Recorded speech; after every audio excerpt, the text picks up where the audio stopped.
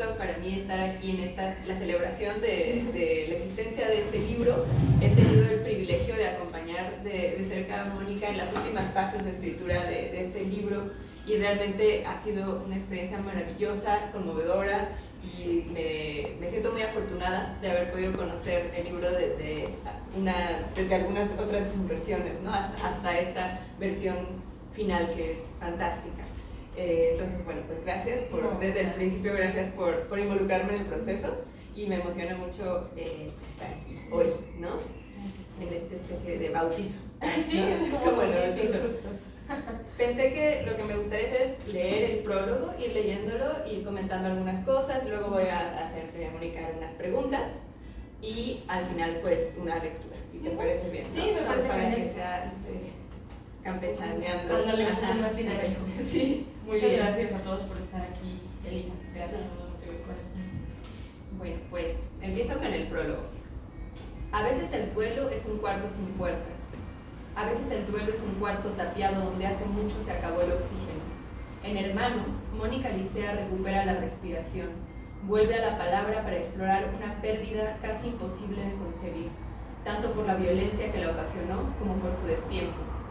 A lo largo de este libro, durísimo pero también liberador, Licea se pregunta cómo es posible narrar un hecho así, uno que ha quedado impune y ha sumergido a toda una familia dentro del agua helada de la ficción.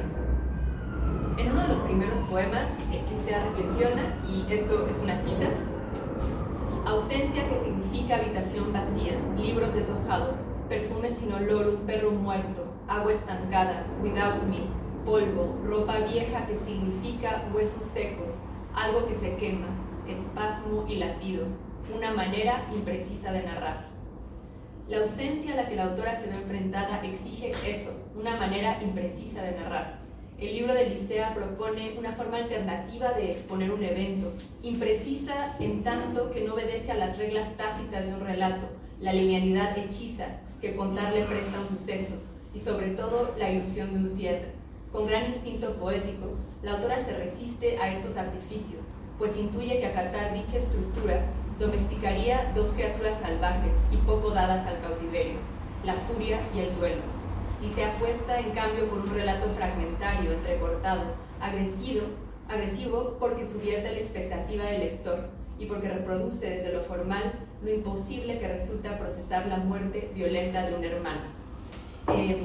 Y bueno, me detengo aquí porque me parece que el evento que narra el libro es un evento que muy fácilmente podría haberse narrado con una crónica, una novela autobiográfica, de muchas maneras se podría haber uno acercado al suceso, pero me parece pues esencial y una gran decisión haberse acercado a eso desde la poesía, y la razón es porque pienso que algunas formas literarias como el cuento, la novela, etcétera, tienen una serie de reglas tácitas, una estructura mucho más dada y mucho más rígida, ¿no? que nos hace pensar que la realidad funciona de esa manera, ¿no? Como con un planteamiento, un conflicto, un clímax y una resolución, ¿no? Pero justamente un evento de la magnitud de la violencia de la que se habla en este libro nos hace, va más allá de esas reglas y demuestra que la vida no acata dicha estructura. Entonces creo que es una gran decisión aproximarse a ese evento desde la poesía, porque la poesía, a mí me parece, una de las cosas que desde hace años me fascina sobre la poesía es que la poesía tiene esta maleabilidad, ¿no? Es un medio sumamente versátil, es una forma muy dúctil y adaptable, donde cada poema puede funcionar como su propia maquinaria que inaugure una forma nueva de narrar eventos, ¿no? Y que no obedece esa linealidad hechiza de otros géneros literarios, ¿no? Como el cuento clásico. Y creo que Hermano aprovecha la flexibilidad formal de la poesía a su máxima extensión, ¿no? Sí narra, finalmente pues al terminar el libro sabemos qué pasó, tenemos un mapa bastante claro de lo sucedido, pero narra desde otro sitio, ¿no? Desde otras formas de narrar. Y quería que pues empezáramos leyendo dos poemas que para mí, bueno, es que realmente todos los poemas ejemplifican esta maleabilidad proteica de la poesía, ¿no? El hecho de que cada uno de los textos que están en este libro proponen sus propias reglas y como que se vuelven sus propias pequeñas máquinas, ¿no? Para narrar algo tan difícil de narrar. Pero bueno, como ejemplo quería que leyéramos el poema 25, justamente es el segundo, tercer poema del libro, y uno más adelante. Ok, pero ¿quieres hacerlo de seguido? Pues no, si quieres leer uno y ahorita lo platicamos un poquito. Perfecto. Muy bien. Este se titula Escenarios. En un terreno baldío, sobre el concreto de alguna calle, entre los arbustos de un parque público, sobre las vías del tren, a la orilla de un río, en medio del desierto, en un puente, en la habitación de un hotel o en el asiento de un automóvil, el mundo es un cementerio que transitamos a diario. Bueno, pues a mí este primer poema me simbra, ¿no? Porque es uno de los primeros poemas del libro. En efecto está como en una narración quizá clásica, dándonos un escenario, pero no es uno solo, ¿no? Es una serie de escenarios que desobedece la idea de la unidad de tiempo clásica, ¿no? Aristotélica, y que creo que nos está indicando que es un libro que desobedece y que va a suceder en muchos sitios a la vez, ¿no? Que es una historia que sucede concretamente en la vida del enunciante, pero que está sucediendo también en muchos otros sitios y le está sucediendo algo similar a muchas otras personas. Creo que esa es la propuesta de este poema, ¿no? Eso es lo que busca demostrar este poema, que la historia que vamos a leer no es, a pesar de ser única e intransferible, es también compartida, porque hay muchas historias similares. Entonces a mí eso, bueno, me fascina, y eso se logra con una decisión formal de establecer no un solo escenario, sino una serie de escenarios posibles, casi como si fuera opción múltiple, ¿no? Como podría suceder en todos estos lugares. Y bueno, y también quería que leías en la 54, el poema Consuelo. Claro. Consuelo. Así es la vida, no hay nada que hacer. Lo bueno que no sufrió. ¿Otra vez estás triste? No llores. ¿Todavía te duele? Yo entiendo. ¿Cómo estás? Está descansando. ¿Todavía te duele? Le tocó estar en un lugar equivocado. ¿Cómo estás? Ya es un ángel. Está en un lugar mejor. No llores. ¿Cómo estás? Déjalo ir. ¿Ya los perdonaste?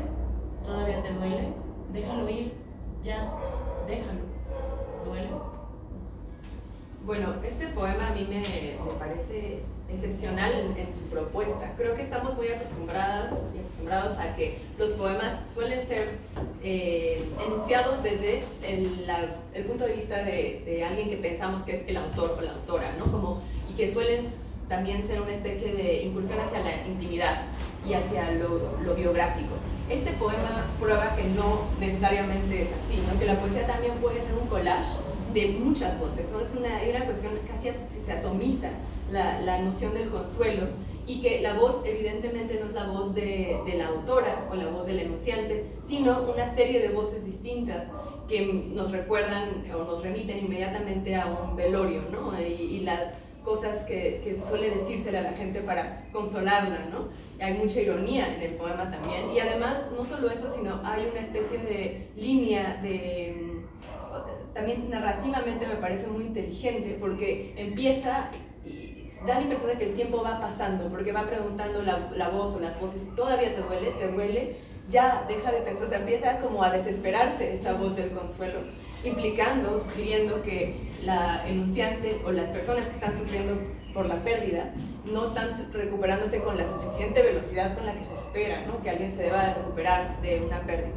Entonces creo que ese es otro de los temas que están en el libro, ¿no? De cuánto tarda, cuánto debe uno de tardar en recuperarse, cuánto debe de tardar uno en recuperarse de una herida de ese tipo, ¿no? Y cómo en realidad es imposible recuperarse de algo así.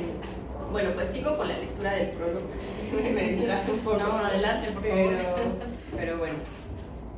Este libro es un caleidoscopio. Intercala poemas cortos y brutales, zambullidas en el agua helada del dolor, con borraduras de notas periodísticas y reflexiones sobre el proceso de la pérdida.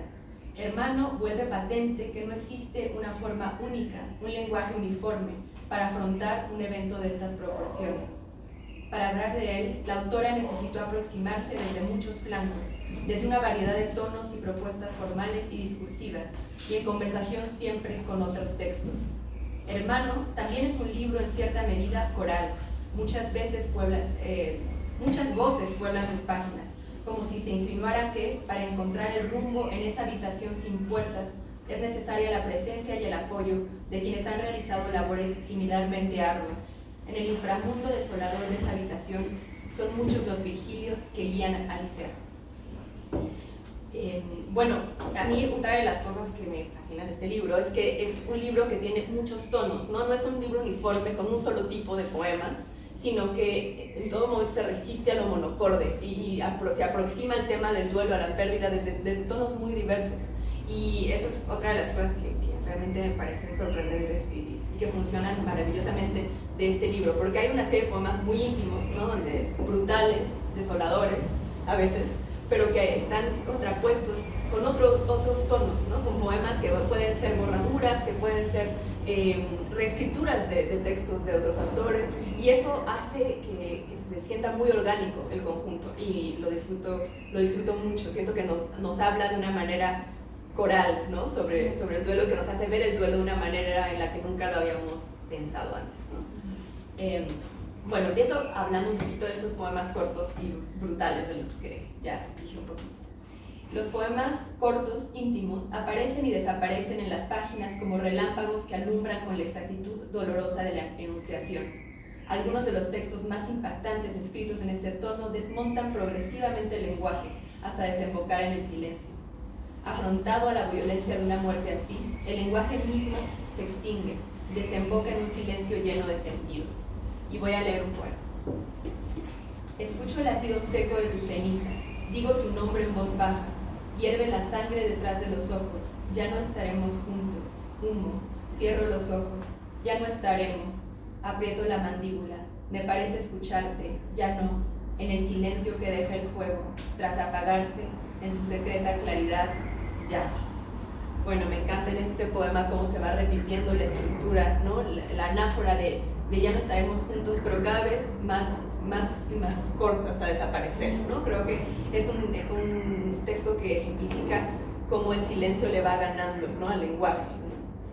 En cambio, también el libro tiene una serie de notas periodísticas intervenidas que aparecen intercaladas con estos poemas y le dan textura y variación al conjunto. El libro no es solo un canto fúnebre, un lamento monocorde, sino también se yergue como un texto de denuncia que no tiene miedo de nombrar a las personas responsables de la muerte de Néstor, el hermano de Mónica. Por otro lado, la autora hace un uso diestro e inteligente de la borradura para resignificar, reescribir y transformar esas notas. Más adelante voy a hacerle varias preguntas respecto a cómo se le ocurrió, ¿no? Incluir las notas periodísticas. Además de estos dos tonos, el libro integra en su tejido una serie de citas que reflexionan sobre las llamadas etapas del duelo, a las cuales se agregan elementos que increpan directamente al lector. Por ejemplo, hay unos poemas que tienen una opción múltiple, ¿no? Sí. Pidiéndole que intervenga también en el texto. Así, el manuscrito dialoga no solo con voces del pasado, sino con hipotéticas voces futuras de sus lectores. En este sentido, se trata de un texto abierto a la intervención física del lector, un texto-cuerpo modificado por el lector, como el cuerpo-cuerpo de la autora fue modificado por el dolor. La estructura interrumpida y fracturada de este libro retrata también el enrarecimiento de la temporalidad que ocasiona un hecho de esta magnitud, una especie de presente perpetuo del duelo. Escenas conmovedoras del pasado conviven con el eterno presente del duelo, con su futuro clausurado. El tiempo está roto en el cuarto que este libro habita, y sin embargo, a pesar de su oscuridad sin ventanas, Mónica Licea encuentra, por medio de la palabra, grietas luminosas. Gracias a su lenguaje incandescente, es posible acompañar a la autora en el arduo trabajo de la pérdida, condolernos por la muerte interminable de Néstor. La luz entra por la herida, dijeron Leonard Cohen y Anne Carson, cada uno a su manera. En este libro, la luz es una palabra que, si bien no construye una salida del duelo, lo vuelve un lugar más habitable. Y hasta aquí el prólogo. Y bueno, ahora quisiera que platicáramos un poco, ¿no?, del libro. Tengo varias preguntas que tienen que ver con, bueno, con cosas que noté en el prólogo, pero que me encantaría conversarlas contigo y preguntarte y que nos cuentes más sobre cómo le diste estructura y vida a este libro. Quería que nos platicaras de los distintos tipos de textos que aparecen en estas páginas, ¿no? Mi pregunta es, ¿cómo se nombra el duelo? Creo que es la pregunta un poco que es la consigna del libro, ¿no? ¿Cómo nombrar el duelo? ¿Cómo describir esta experiencia tan difícil? Tu respuesta, una de tus respuestas es a través de una voz caleidoscópica, de unos tonos que son muy distintos entre sí y que quizá nos muestran que el duelo es inabarcable, ¿no? Y entonces que nos cuentes un poquito de por qué era necesaria esa aproximación caleidoscópica y los tipos de textos que incluye el libro. Claro, genial. Bueno, primero, gracias, porque ha sido una maravilla tener tu compañía en este proceso, porque ustedes igual no lo saben, pero este libro ha sido extremadamente retador, pues, ¿no? 10 años para tomar el valor para escribirlo, porque yo estaba como en un duelo suspendido, vivía tal cual como en esta negación, y yo he dicho en otras presentaciones que era el libro que yo no quería escribir y que nunca quise escribir, pero que la vida te pone en jaque y te dice, es que no hay alternativa, pues, ¿no? Esto lo demanda tu espíritu y no hay manera en la que sigas viviendo con cierta verdad si tú no confrontas esta parte, pues, ¿no? Entonces, pues, pasaron muchos años, ¿no?, como para decidir reunir el valor un poco, y hablo de esto porque en reunir ese valor vinieron otras decisiones, como el tema de ingresar a un diplomado de tanatología, que creo que es un punto clave en el proceso, porque en esta cuestión de sumarme al diplomado fue cuando me di cuenta encontré el dolor en los rostros de los demás, encontré que puede venir en diferentes tamaños, formas, edades. Ya salió como este sentido de aislamiento de mi dolor es solo mío, y esta cosa de repente con la que uno se nubla cuando estás también en una especie de yo como lo dije la otra vez, como una especie de machismo emocional, o esta cosa de no, es que yo puedo sola y todo bien, y también un poco la implicación de que era mi hermano mayor, entonces como que vino un rol extraño ahí de ahora yo soy la grande, y era mi hermano mayor, entonces él era hombre, y entonces los hombres no lloramos, entonces yo tengo que aguantar con esto y yo puedo sola, hasta que pues evidentemente la verdad te revienta la cara y pues no hay opción. Y cuando decidí tomar la decisión de ir al diploma de tanatología y me encuentro con este choque de otras realidades, de otras historias brutales también, de otras pérdidas, es cuando empieza en mí como a hacer un cierto match, el sentido del dolor desde la colectividad, y desde ese lugar o desde esa premisa se empieza a conjugar como una búsqueda que yo siempre he tenido, la inquietud como de estas las estructuras y la ruptura de las estructuras y el juego, y un poco el brindar al lector, porque es lo que a mí me gusta en un libro, sorprenderme, ¿no? Encontrar diferentes recursos y que se perciba como fresco, un tema que de repente dices, ¿cómo le puedo seguir dando una vuelta a algo que ya está tan toqueteado, pues, ¿no? El amor, la muerte, hablar, ¿cómo hago?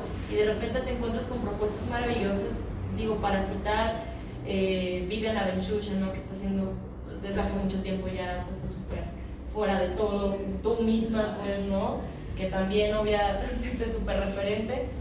No me detengo ahí porque me voy a poner a llorar, pero ya con una cervecita. Pero sí, claro, o sea, sí ha sido, fue como, tenía esta cosa, ¿no?, la experiencia de la tanatología, estaba empezando a abrirse como ok, debo de abrir esa puerta, ¿no? ¿Cómo hago para hacer eso? Sola no voy a poder, entonces acepto la ayuda, porque así inicia todo, como un acto de humildad, porque mucha de esa negación es también ego, ¿no? Yo puedo sola, no hay problema, no me duele tanto. Entonces cuando ya llegas a ese acto de humildad y decir, no, me está sobrepasando la vida y necesito ayuda.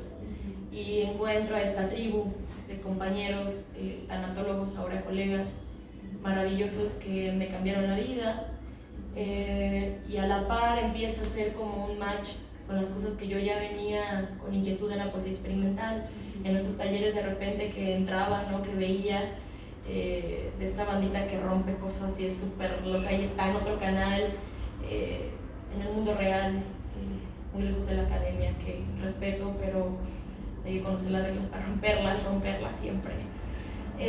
Así que todo eso empezó de alguna manera a entretejerse y a hacer un sentido y a hacer una cierta congruencia con lo que yo estaba buscando. Y pues nada, empecé a hacer como los primeros bocetos. Se vino la pandemia, porque cuando estaba en el diplomado se vino la pandemia y para mí fue como, bueno, ya no hay más pretexto, pues ya no hay nada que hacer, estoy aquí encerrada y no hay más, pues ya no me voy a seguir dando vueltas a lo mismo. Y en la pandemia pues hablo con mis papás y les digo, ya, voy a empezar a escribir este libro y necesito ver toda esa información de mi hermano a la que le estuve dando vueltas durante 10 años, ¿no?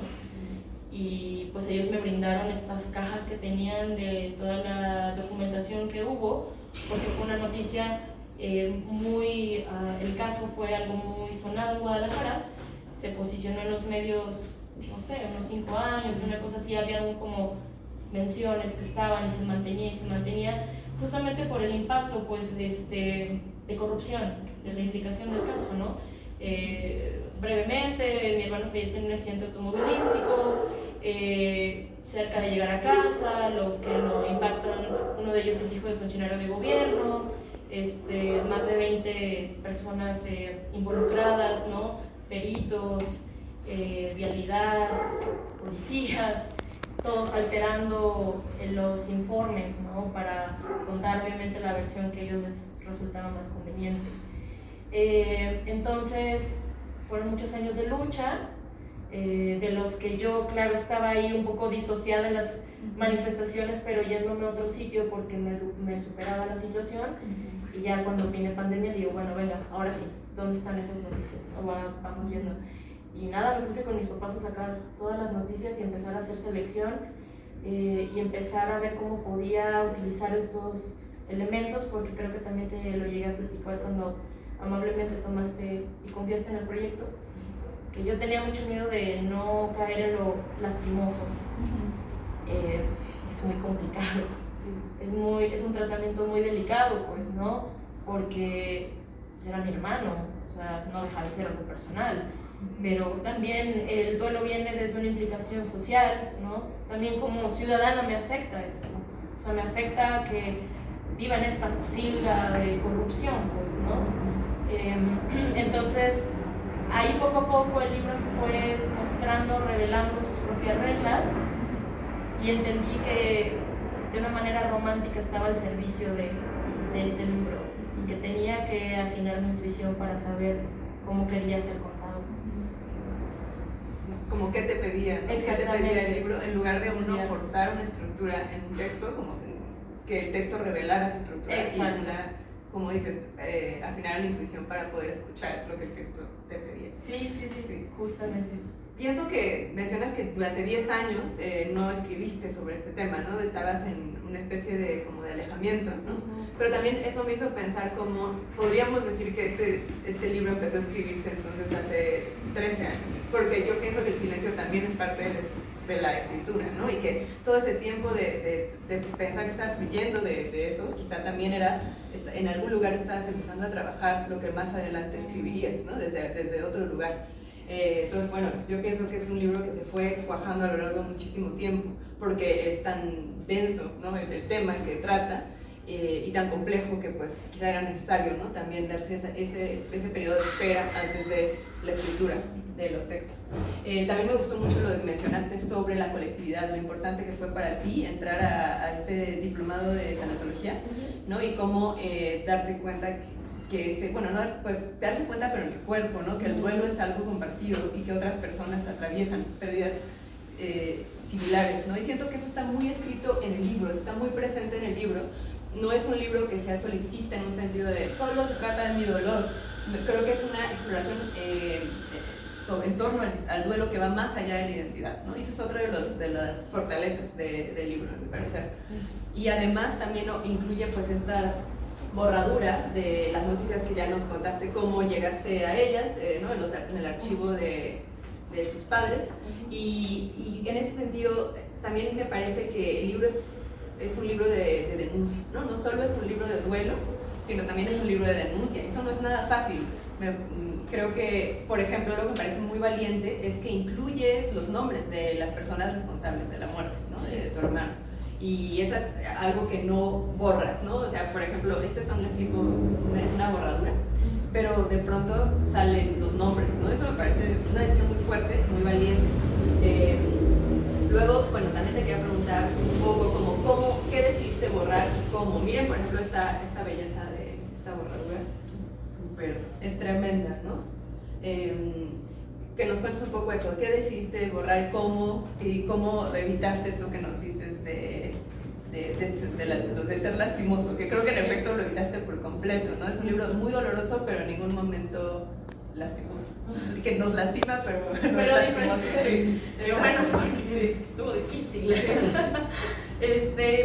Fíjate, sí, el tema del tratamiento de las borraduras fue todo un show porque, como les digo, hay un montón de información, porque aparte el caso en su momento lo tomó CEPAC, una organización sin fines de lucro que lucha por causas sociales en Guadalajara, y el caso de mi hermano fue el primero con el que ellos abren esta organización como sede de Guadalajara. Entonces el archivo es muy grande, o sea, yo fui muy inocente de que, hola, ¿cómo están? No sé qué, la hermana de Néstor, quería ver si tenían por ahí unos papelitos, ¿no? Ah, sí, mira, ¿ves esos 3 cajones primeros? Bueno, esos son de tu hermano. Wow. Dinos qué necesitas. Y yo, no, pues, ve tú a saber, ¿no? O sea, entonces, primero quería... Es que estuvo rudo porque tuve que leer todas las noticias, pues, entonces... enfrentarte a la noticia una y otra vez, hasta el hastío, pues, ¿no? Hasta soñar con ella, respirar esa noticia, sentir cada nota periodística que recorría tu piel en todo momento y te quemaba, pues, ¿no?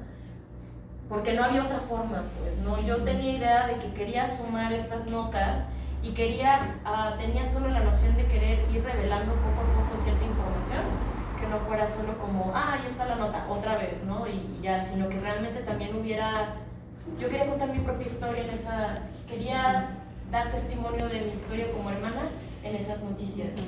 Y decidí quedarme con lo que mi historia, con mi verdad, era lo más valioso para entender la historia y también hechos clave que permitieran contar la historia de una forma sí objetiva, y sí con un cierto sentido de narración, pues, ¿no? Porque, bueno, tú recordarás cómo estuvimos de repente haciendo varias modificaciones a cada nota. Ni siquiera son tantas las notas que vienen, pero de verdad cada nota la trabajamos. Yo creo que cada nota debe tener unas, no sé, 8 versiones, 10 versiones cada nota, pues no era como de, no, mejor quitemos esta palabra, no están, iba transformándose.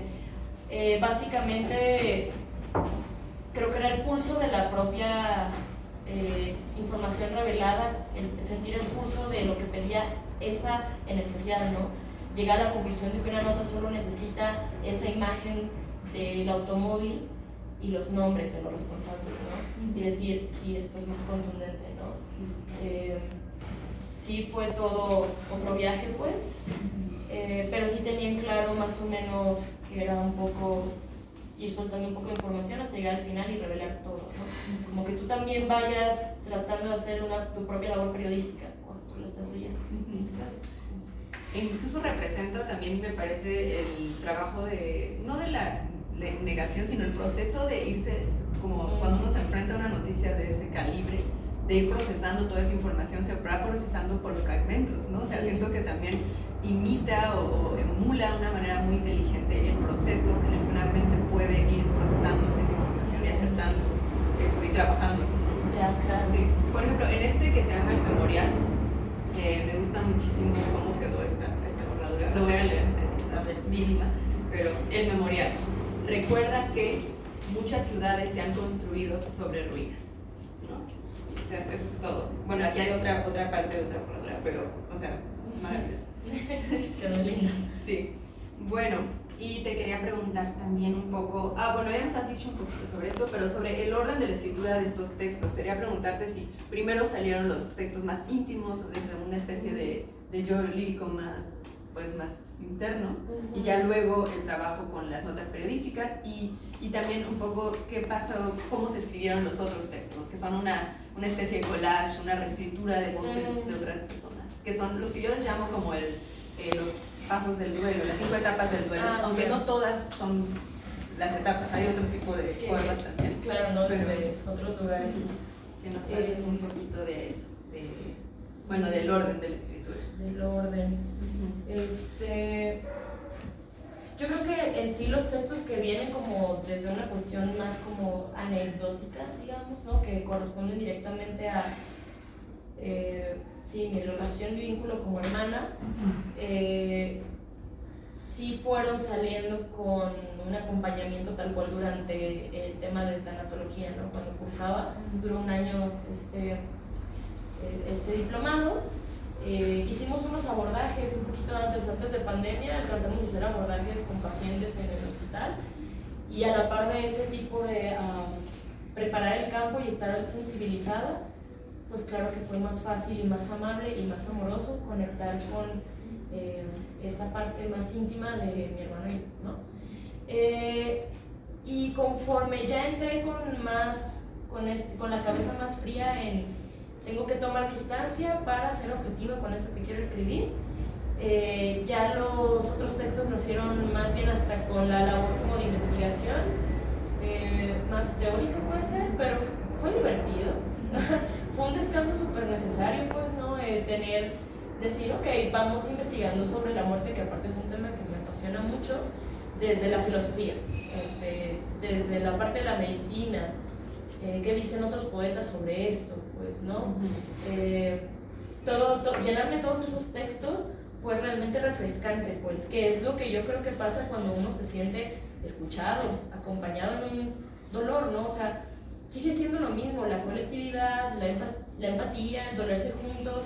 Para mí también abordar estos textos, estas reescrituras, fue sumamente ligero y gratificante, incluso podría decir que divertido, pues, ¿no? Como cuando juntas lo estábamos de repente debatiendo, ¿y qué tal si hacemos? ¿Y qué tal si esto? Y seguir estirando la idea, ¿cuánto más podemos estirar y cuánto más podemos jugar y desarmarlo? Eso fue como un laboratorio de experimentación muy agradable, pues, ¿no? Que aligeró para mí y que equilibró el contenido, pues, ¿no? Que ya venía siendo complicado. Entonces, muchas fueron sugerencias de compañeros, de algunas personas implicadas en el camino. Muchos autores fueron referencias, por lo que estoy muy agradecida. Muchos otros fueron saliendo de la mano de, estás leyendo que alguien habla y hace referencia a otra persona y ahí vas brincando, ¿no? Hasta que das con ciertos versos que dices, ya, acá lo voy poniendo, hago mi collage y fueron mutando muchísimo, pues hasta esta la versión más pulida, como digamos, la más estirada de cada propuesta.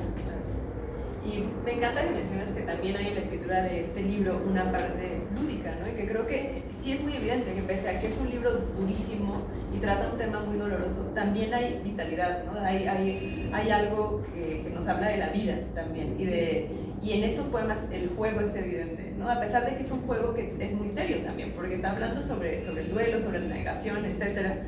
Pero donde se nota un placer formal en descubrir la estructura de un texto. No me gusta a veces decir texto y no poema porque a veces pensamos en poema y pensamos, un soneto, un haiku, pero estos poemas como que inventan sus propias formas y eso también me parece fantástico y muy loable.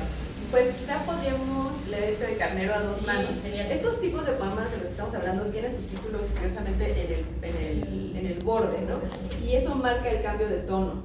Y son estos que mencionaba que a veces tienen opción múltiple, etc. Está en la 41. Ay, gracias, sí, ya lo encontré. Es como una intervención, no sé si son 2 o 3 veces que aparece Carnero a dos manos, así es como aparece, esto es como luce. Y bueno, la idea es reescritura, ¿no? Yo menciono hacia el final cuáles autores estoy tomando para hacer este ejercicio. Lo interesante es que no se sabe dónde empieza la cita del autor y dónde hago yo la intervención, pero sí menciono que lo estoy tomando como referencia, entonces está interesante, por eso le pongo a dos manos, ¿no? Como, qué bueno eso, saber dónde empieza, no saber dónde acaba uno, pues, y dónde empieza el otro. Y este es de Jacques Derrida, y dice: algún día la muerte deberá separarnos, el diálogo quedará herido para siempre, la estela de este continuará en el superviviente, pero la supervivencia lleva en sí la huella de una imborrable incisión. ¿Desea mantener abierta la incisión? Opciones múltiples: sí, no, suturar. Bueno, a mí me gustan mucho ese tipo de poemas. Me gusta que justo ustedes dibujado el límite entre aquello que sí pertenece a estos otros autores y también tu propia voz y tu propia reescritura. Otro de los temas que me parecen muy interesantes en este libro es el diálogo. Como, creo que muchas veces cuando escribimos queremos invisibilizar el elemento de influencia de otros autores, ¿no? Como si la escritura fuera una especie de soliloquio completamente original y donde no hay presencia de ninguna otras voces. Y creo que al contrario, ¿no? Para mí la escritura siempre es conversación, siempre estamos conversando con otros autores, con lo que escuchamos en las noticias de esta mañana, como que estamos todo el tiempo cargados de influencias. Y eso no es malo, ¿no? Sino algo bueno. Y eso me gusta mucho que este libro vuelve muy evidente, ¿no? La influencia, y vuelve muy evidente ese diálogo. Y es otra manera de sentirse acompañada también en el duelo, ¿no? Yo los llamo como las Virgilias o los Virgilios, ¿no? Del libro, porque hay muchas otras personas hablando también, ¿no? Y bueno, quería preguntarte un poco sobre eso, sobre la noción del diálogo en el libro, porque era importante volver evidente que había, bueno, por ejemplo, citas, muchos epígrafes y también pues las reescrituras en este tipo de textos. Eso, que nos hables un poco de por qué es importante el diálogo o la conversación en este libro. Claro, me gusta la pregunta y me gusta muchísimo. He descubierto que en estas presentaciones que han sido breves, disfruto mucho el momento cuando se toca lo de la colectividad. O sea, realmente me siento como con vida, como, ¡ay, es genial sentirse acompañado! Es bien bonito revelar el mecanismo, pues. Decir, miren, yo sola no pude, pero ellos me ayudaron, pues, ¿no? Y creo que viene con la misma búsqueda de la verdad en el dolor, que es para mí el dolor, ¿no? Y las conclusiones que yo tuve es sentirte acompañado. Es la necesidad de estar caminando con el otro. Y yo, ¿por qué voy a ocultar eso? Pues yo es algo que quiero compartir porque sé que puedo generar un bien a los demás, pues. Porque yo buscaba una casa, pues, ¿no? Donde sentirme a salvo para dolerme, y yo quiero invitar a los demás a que habiten esa casa, ¿no? Y que se sienta ese apapacho, pues, ¿no? Eso no es un lugar para llegar e intelectualizar, es una invitación, ojalá la vida te pese menos, pues, ¿no? Espero que encuentres algo valioso, es eso, no hay una intención mayor que eso. Bueno, es maravilloso, es más que suficiente, ¿no? O sea, también quería preguntarte sobre el uso de algo. Hay muchos poemas que tienen elementos visuales, ¿no? Y eso también, a mí muchas veces me pasa, debo confesar, que veo un poema con elementos visuales y a veces digo, uy, sale sobrando las imágenes, la verdad. O sea, este poema se mantiene en las palabras y como que no hay un diálogo real con las imágenes, con lo visual. Creo que es muy fácil de pronto caer en esa trampa y que se sienta eso, que como que cojea el poema. En estos poemas, creo que lo visual está maravillosamente manejado, ¿no?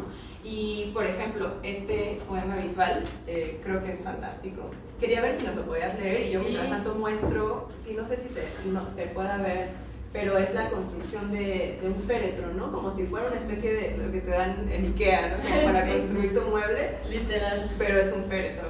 Está en las enciclopedias. Lo encontré. Bueno, lo puedo mostrar. Este corresponde a estos fragmentos que son las 5 etapas del duelo y esta es la negación. Acá Lisa lo muestra y yo leo el texto. Dice: la negación es el oficio de construir una caja dentro de otra. Es bellísimo y me gusta muchísimo cómo funciona ahí. Ya luego lo verán en su ejemplar, pero funciona maravillosamente también la parte visual, cosa muy, muy difícil de lograr. Bueno, quería también preguntarte, bueno, en general, ¿cómo llegaste al uso de imágenes? quién hizo o cómo estuvo esa parte de las imágenes en el libro, porque también hay otra por acá que me gusta mucho, también en las etapas del duelo, la ira, y es como un perrito muerto, ¿no? Atropellado, un cadáver, y con la palabra no, como si fuera un órgano del perro, ¿no? Y bueno, ¿cómo llegaste a las imágenes? ¿Cómo llegaste a incluir imágenes?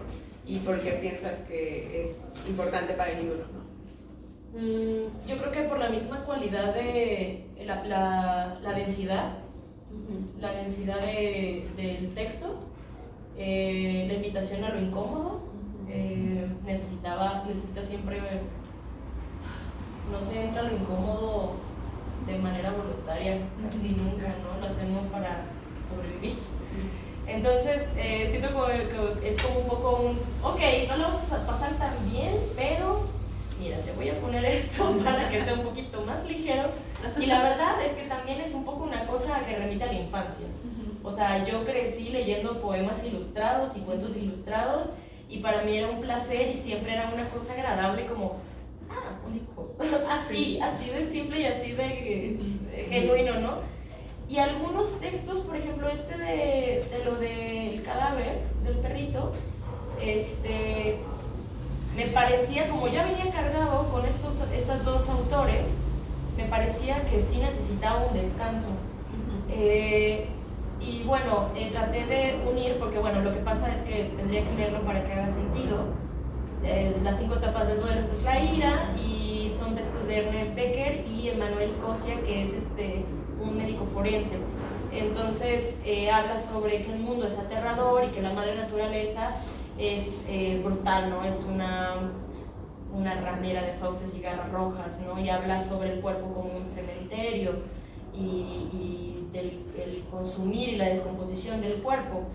También los animales es algo que pues, es un distintivo de lo que escribo, y me pareció consecuente. Vi esta imagen que corresponde todo a Octavia Russo, que es una ilustradora venezolana que nos estuvo acompañando en el proceso, y me pareció que venía muy bien. Yo quedé enamorada de sus ilustraciones de animales, que son mucho como estudios,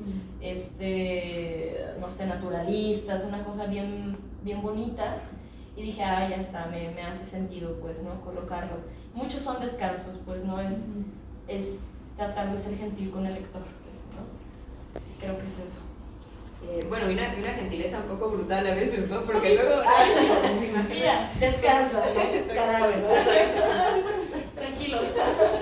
Sí, eso, bueno, también yo pensé que otra cosa que hacen para mí las imágenes en este libro que realizan es que se gesta un diálogo entre la palabra y la imagen, ¿no? Donde nos hace notar que la palabra también es imagen, y a la vez se gesta un diálogo donde hay una especie de vacío, ¿no? Como una área de aquello que no puede ser dicha, ¿no? Como si la imagen, la existencia de la imagen nos estuviera indicando que hay algo que las palabras no pueden describir. Necesitamos otros registros, ¿no? Sí. Y entonces empieza este otro registro de la imagen, pero la imagen tampoco es suficiente, ¿no? Como que creo que hay una gran reflexión sobre cómo el lenguaje no es suficiente, nada humano es suficiente para poder describir el duelo apropiadamente, ¿no?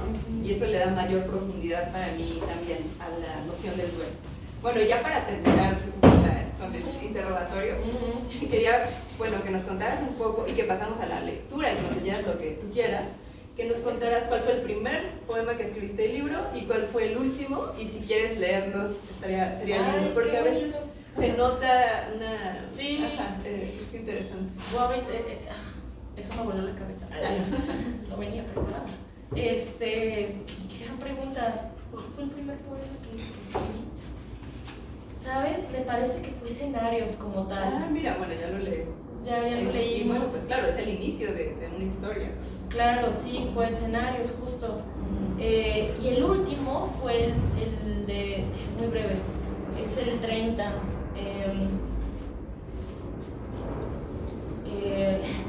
Está muy chiquito, se los voy a leer. Dice, caminamos sobre líneas y puntos. La muerte, un código embalsamado. Mensaje que viaja y vuelve, hecho cenizas. Ese fue el último. Y fue un poco para acompañar la parte visual de ese que habíamos trabajado que me gustó un montón. Eso Está bien bonito. sí. O sea, porque hay mucho, no porque soy genial, no, lo digo como porque le pusimos como esta cosa didáctica y nos emocionamos como, y hay que hacer esto, y Sí. fue muy agradable, fue para complementarlo justo, para complementar la noción de código, ¿no? Como exacto, que empezaste a incluir ahí el código Morse de pronto, ¿no? Y nos preguntábamos cómo podía funcionar dentro del libro el código Morse, si notan este poema que empieza con una definición de la palabra muerte, ¿no? Luego se empiezan a incluir estas páginas como del diccionario que son de latín, etcétera, y de pronto se desintegra hasta volverse código Morse, ¿no? Entonces creo que el poema de la página anterior nos está dando el código, ahora sí, sí, como la llave interpretativa de por qué se utiliza el código Morse y qué es lo que es un código en el libro, ¿no? Que quizás el duelo, que quizás la muerte misma, ¿no? Es como un código en cierta medida indescifrable, ¿no? Un lenguaje que no podemos conocer, ¿no? Exactamente, justo. Entonces sí, fue ese texto preparatorio del código. Muy bien. Bueno, pues muchas gracias. No, gracias. Y pues yo creo que pasamos al